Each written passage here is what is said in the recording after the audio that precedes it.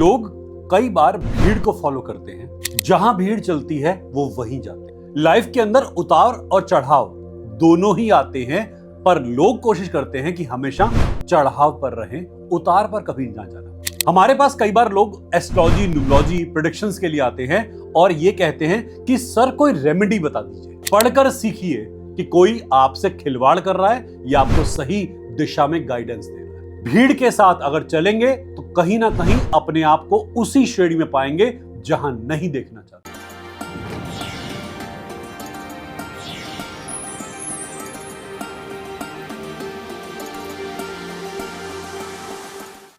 नमः पार्वतीपति, हर हर महादेव। लोग कई बार भीड़ को फॉलो करते हैं। जहां भीड़ चलती है वो वहीं जाते हैं। भीड़ गलत है, लोग जानते हैं इस बात को, फिर भी भीड़ को फॉलो करते हैं। क्यों? जहां भीड़ चाल जा रही है वहीं क्यों जा रहे हैं? ऐसी फितरत क्यों है? आइए समझते हैं। इंसान के मन के अंदर हमेशा सेफ्टी और सिक्योरिटी सबसे प्राइमरी रहती है कि लाइफ में मेरे पास कोई डिफिकल्टी ना आए, मैं लाइफ में जो भी कदम उठाऊं वो सफलतापूर्वक ही आगे बढ़े, मुझे हर तरीके से सफलता मिले, सुख मिले। क्या ऐसा हो पाता है? ये आप भी जानते हैं, ये हम भी जानते हैं। कर्म के अंदर जो भी लिखा है जरूर मिलेगा, और कर्म के अंदर अगर आप देखें ध्यान से तो नवरस हर इंसान भोग के जाता है। लाइफ के अंदर उतार और चढ़ाव दोनों ही आते हैं, पर लोग कोशिश करते हैं कि हमेशा चढ़ाव पर रहें, उतार पर कभी ना जाना पड़े। लाइफ के अंदर सफल होने के नियम मिल जाएं और लाइफ हर तरीके से सक्सेस स्टोरी बन के रहे। इसीलिए वो भीड़ के आजमाए हुए तरीकों को सही मानते हैं। जहां 10 लोग कोई बात कह रहे होंगे, उन्हें लगेगा जब इन्होंने टेस्ट करा होगा तो सही तो होगा। जब इतने लोग इतनी बातें सुन रहे हैं और इन बातों को अप्लाई कर रहे हैं तो कुछ तो मिला होगा, तो हमें भी मिल जाएगा। इसे भेड़ चाल कहते हैं। और जब लगातार आप भेड़ चाल को ऑब्जर्व करेंगे तो आपको पता लगेगा कि कई बार ये भेड़ चाल बहुत मूर्खतापूर्वक होती है और रिजल्ट हर किसी के लिए अलग अलग आता है। भेड़ चाल को फॉलो करके मैक्सिमम टाइम लोग खता उठाते हैं। हर किसी का कर्म, हर किसी की डेस्टिनी अलग अलग होती है। इंसान ना तो अपने कर्मों को जानने में इंटरेस्टेड, ना ही अपनी डेस्टिनी को जानने में इंटरेस्टेड। हमारे पास कई बार लोग एस्ट्रोलॉजी, न्यूमरोलॉजी, प्रेडिक्शंस के लिए आते हैं और ये कहते हैं कि सर कोई रेमेडी बता दीजिए, इस कंडीशन से जल्दी मुक्ति दिला दीजिए। जबकि एक्चुअल कंसेप्ट क्या होनी चाहिए कि एस्ट्रोलॉजी और न्यूमरोलॉजी को समझकर आपको अपना कार्मिक पाथ समझ में आता है कि क्या कर्म करने के लिए मेरी उत्पत्ति हुई है और इस समय के अंदर मुझे कौन से कर्म करने चाहिए। लोगों का फोकस अगर कर्म पे आ गया तो किसी भी बाहर की सुविधा की जरूरत नहीं पड़ेगी उन्हें, किसी बाह्य सोच की जरूरत नहीं पड़ेगी उन्हें। और इसी कारण से लोगों को कर्म की थ्योरी से हमेशा से दूर रखकर एक रेमेडीज की थ्योरी के ऊपर लाया जाता है कि इन्हीं पे काम कर लो, इन्हीं से रिजल्ट आ जाएगा।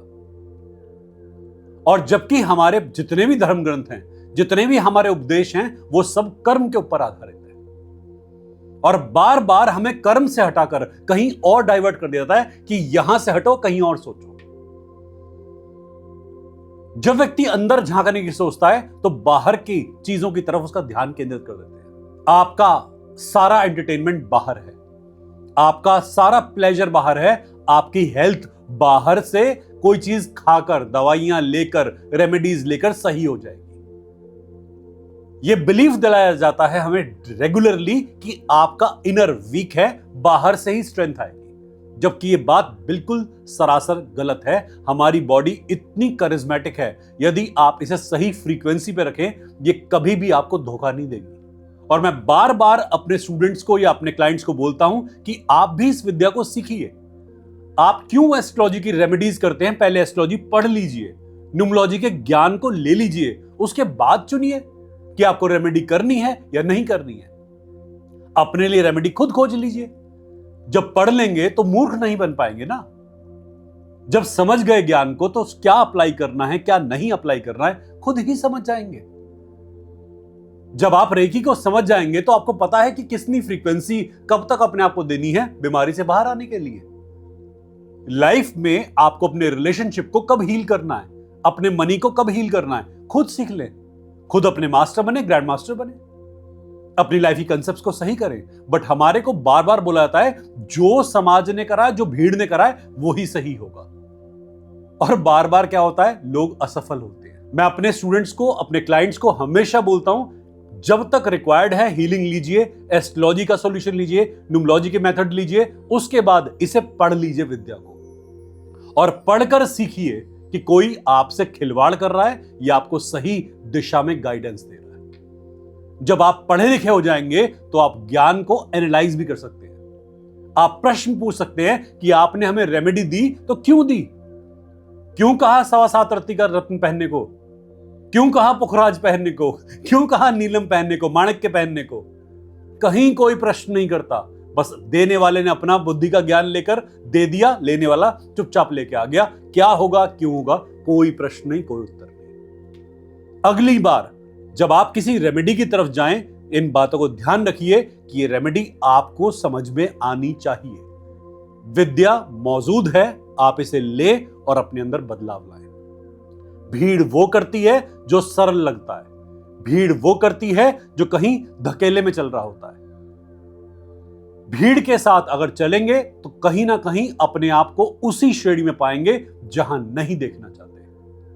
समझ के साथ चलें, अवेयरनेस के साथ चलें, अपने आसपास की भीड़ को भी आप सुधार सकते हैं, अपने आसपास भी बदलाव ला सकते हैं। आशा करते हैं ये डिस्कशन किसी काम आएगा। हर हर महादेव।